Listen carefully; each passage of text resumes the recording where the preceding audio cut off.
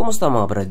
Sabi nila dito sa Pilipinas, kalabaw lang ang tumatanda. Isang kasabihan na medyo pabiro, pero napakalalim ng hugot. Ibig sabihin yung edad, numero lang yan. Kung may mga gusto kang gawin na ikaliligaya mo, gawin mo. Kung ikaliligaya mo ang pagtulong sa kapwa, gawin mo. Kung ikaliligaya mo ang pag-travel sa iba't ibang lugar, gawin mo. At kung ikaliligaya mo naman ang paninira sa kapwa mo, sige, subukan mo. Tulpo abutin mo.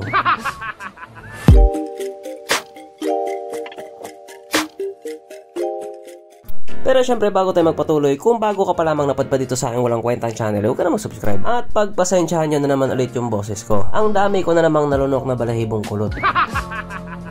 So yun na nga, sabi ng iba habang bata ka pa, mag-enjoy ka. Kasi pag tumanda ka na, hindi mo na ma-enjoy yung buhay mo. Kalokohan. Alam mo mga brad, bata, matanda, wala sa edad yan. Kung gusto mo maging masaya, edi magpakasaya ka, pungkol ka, mag-travel ka, mamasyal ka, uminom ka, mambabae ka. Ay, hindi na pala kasali. So sa video nga po na ito, bibigyan natin ng pansin yung mga mahal natin sa buhay na medyo may edad na. Kung sa panahon nga po natin ngayon may mga motor na uso, ganon din po nung mga kapanahunan nila. Pero syempre iba yung panahon nila, iba naman yung sa atin. At isa nga po sa mga motor na talagang sumikat noong kapanahunan nila, walang iba kundi ang Yamaha DT, na tinatawag nga po ng iba ngayon, Lolo DT. Noong unang panahon, isa din po ang motorcycle series na ito sa masasabi nating pinaka naging successful. Yes po, talagang successful. Para po kasi doon sa mga hindi nakakalam, nagkaroon po ito ng maraming engine displacement category. Simula nga po 50cc hanggang 400cc. At bawat displacement ka din po ay nagkaroon ng napakadaming variant. O nakikita mo yung daliri mo, o pati yung sa paa, mas marami pa dyan. Kahit itanong mo pa sa lolo mo. Pero ang pag-usapan lamang natin ngayon ay yung Yamaha DT125. At trivia muna tayo mga brad. Ang kauna-unahan nga pong Yamaha DT ay nabuo noon pang 1968. At yun nga po ay merong 250cc engine displacement. Nasa loob lamang po ng maikling panahon, nakabenta agad ito ng 12,000 units. Ganon siya kasikat dati. At yung Yamaha DT125 naman ay nabuo noong 1974 hanggang 2008. At isa din ito sa may napakaraming variant. Halos kasi taon-taon nag-upgrade siya na nag-upgrade. Kaya maganda talaga yung kinalabasan niya. Okay. Hindi ko lang sure pero malamang nung bata ka pa, ingay na ingay ka sa motor na ito. At isama mo pa doon yung usok niya. Syempre nung mga panahon na yun, hindi mo pa talaga siya ma-appreciate kasi nga supot ka pa. Pero ngayong malaki ka na na-realize mo na napakaganda nga pala talaga ng motor na ito. At yung tunog ng tambucho niya ay parang musika na sa tenga mo. At gustong gusto mo na rin yung amoy ng usok na may tuti. Sa madaling salita, yung pakiramdam ng lolo mo noon, yun na rin ang pakiramdam mo ngayon. O alam ko, hindi lang naman po ang motor na ito ang sumikat nung mga panahon na yon. Kasi nga, marami din namang entry yung kabilang brand. Pero one thing is for sure, alam na alam ng mga lolo nyo ang motor na ito. Pero, wala yan sa lolo ko. Yung lolo ko marunong mag-magic yun. Oo, pag yun bumunot ng sinturon, bigla-bigla na lang kaming nawawala. O diba, ang lupit ng lolo ko.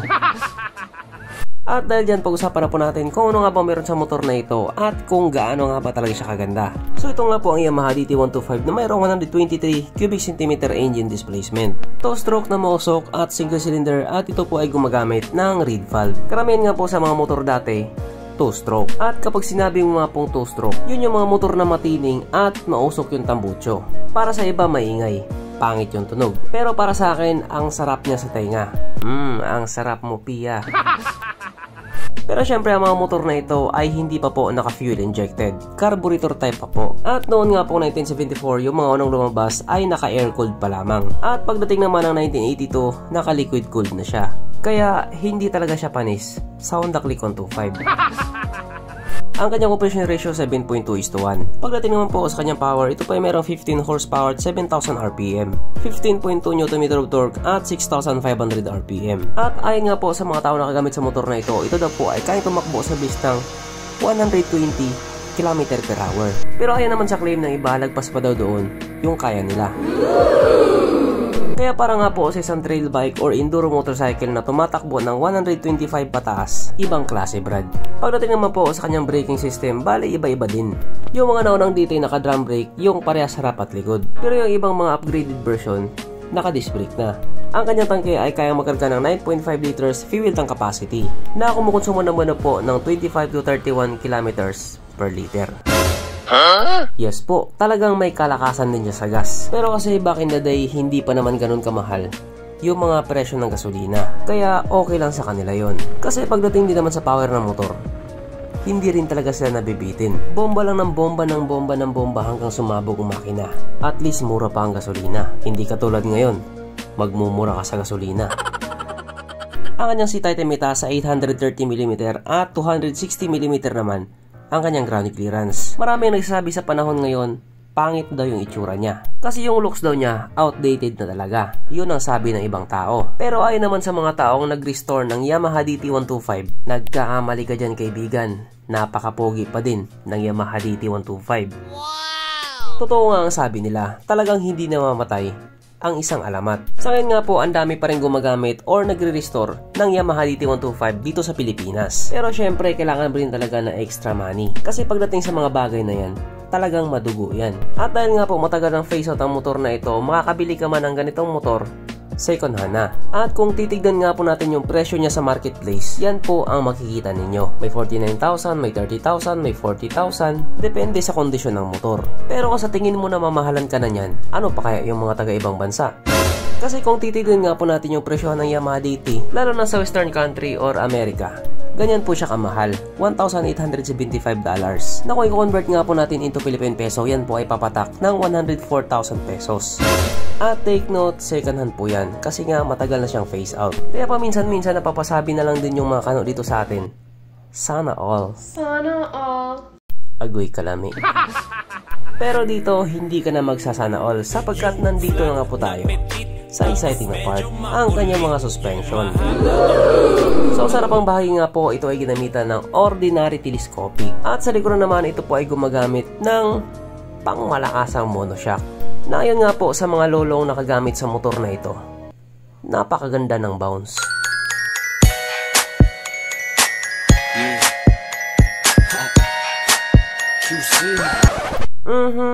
Panigurado, wala na namang nalungkot. At dahil wala nga po nalungkot, alamin na po natin kung present nga ba sa motor na ito yung tatlong pinaka-importanteng features. So una na nga po dito ang kanyang lagay ng istalyon, at nakakalungkot mang sabihin, wala po siyang ganun. Wala po siyang lagayan ng istalyon. Pangalawa, wala din po siyang sabitan ng andox. At oras na nga po para sa ating Red Horse Check, ang pinaka-importanting feature sa isang motor. At ayon nga po sa aking masusing pag-aanalisa, ang motor na ito ay kaya magkarga ng isang kahong Red Horse.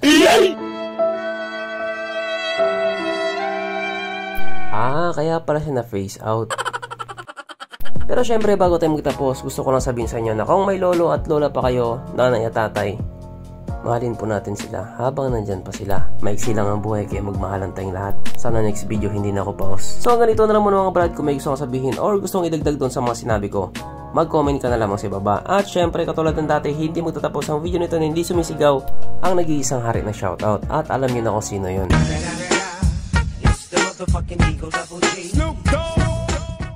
So shout nga pala ka dyan, Motopitik, ang legendaring maniniyot. Shoutout kay Remoy Lapis. Shoutout kay Mevan at pati na rin sa kanyang misis na si Annie Faith. Shoutout kay Leorex 121. Shoutout kay Roberto Castro at pati na rin sa partner niya si Jenilyn or Jenalyn. Shoutout kay Jomla Basbas. Shoutout kay Mark Rider Vlogs.